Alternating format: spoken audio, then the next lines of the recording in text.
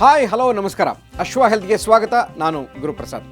ವೀಕ್ಷಕರೇ, ನಾವು ಚೆನ್ನಾಗಿರಬೇಕು ಅಂತಂದರೆ ಚೆನ್ನಾಗಿ ತಿನ್ಕೊಂಡು ಉಣ್ಕೊಂಡು ಆರಾಮಾಗಿರಬೇಕು. ಆದರೆ ಆರಾಮಾಗಿರಬೇಕು ಅಂದರೆ ನಾವು ಚೆನ್ನಾಗಿ ಅಡುಗೆ ಮಾಡೋದನ್ನು ಕಲಿಬೇಕು. ನೋಡಿ, ನಾವು ಇಂಡಿಯನ್ಸ್ ಹೆಂಗಪ್ಪ ಅಂತಂದರೆ ನಮಗೆ ಪ್ರಮುಖವಾಗಿ ಬೇಕಾಗಿರೋದು ಖಾರ. ಇದರ ಕೆಂಪು ಬಣ್ಣ ಮತ್ತು ತೀಕ್ಷ್ಣವಾದ ಖಾರ ಬಹಳ ಮುಖ್ಯ ಕಣ್ರಿ ನಮಗೆ.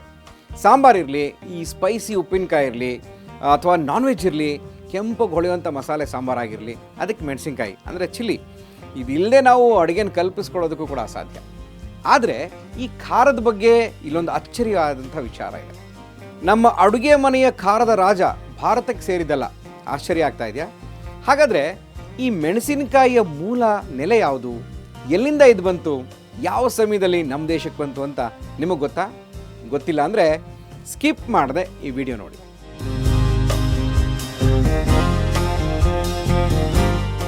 ಈ ಮೆಣಸಿನಕಾಯಿಯ ಮೂಲ ನೆಲೆ ಮಧ್ಯ ಮತ್ತು ದಕ್ಷಿಣ ಅಮೆರಿಕಾದು.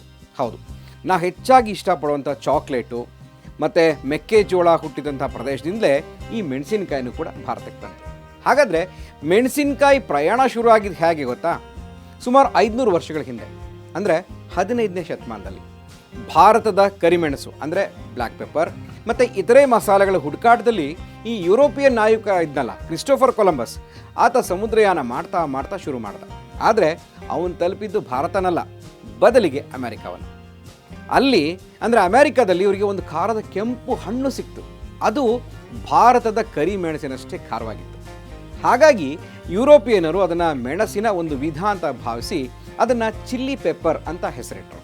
ಪೋರ್ಚುಗೀಸರಿಂದ ಭಾರತಕ್ಕೆ ಖಾರದ ಸ್ಪರ್ಶ ಹೇಗೆ ಪರಿಚಯ ಆಯಿತು ಅಂತ ನೋಡೋದಾದರೆ, ಈ ಕೊಲಂಬಸ್ನ ನಂತರ 16ನೇ ಶತಮಾನದಲ್ಲಿ ಪೋರ್ಚುಗೀಸ್ ವ್ಯಾಪಾರಿಗಳು ಈ ಮೆಣಸಿನಕಾಯಿಯನ್ನು ಇಡೀ ಪ್ರಪಂಚದಾದ್ಯಂತ ಕೊಂಡೊಯ್ಯುವ ಕಾರ್ಯವನ್ನು ಶುರು ಮಾಡಿದರು.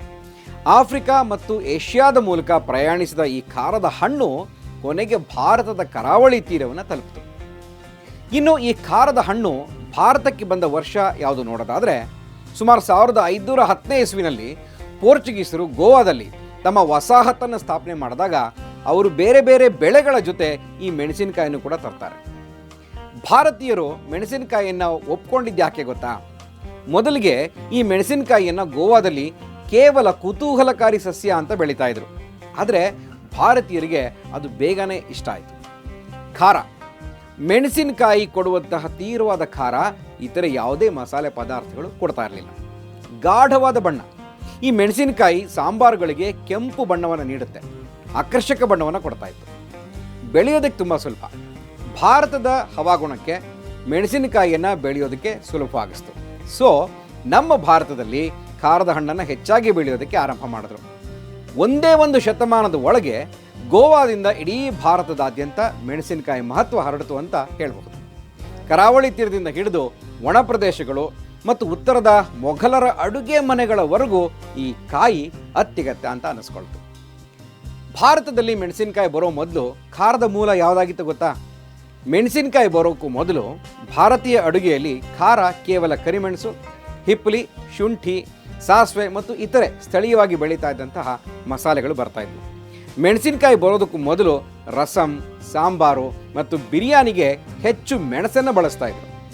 ಮೆಣಸಿನಕಾಯಿ ಭಾರತೀಯರ ಅಡುಗೆ ಮನೆಗೆ ಕಾಲಿಟ್ಟ ಮೇಲಂತೂ ಅದು ನಮ್ಮ ಖಾದ್ಯಗಳ ರುಚಿ, ಬಣ್ಣ ಮತ್ತು ಸ್ವರೂಪವನ್ನು ಶಾಶ್ವತವಾಗಿ ಬದಲಾಯಿಸ್ಬಿಡುತ್ತೆ. ಕಾಲಾಂತರದಲ್ಲಿ ಭಾರತ ವಿಶ್ವದ ಅತಿ ದೊಡ್ಡ ಮೆಣಸಿನಕಾಯಿ ಉತ್ಪಾದಕ ಮತ್ತು ರಫ್ತುದಾರರಲ್ಲಿ ಒಂದಾಯಿತು.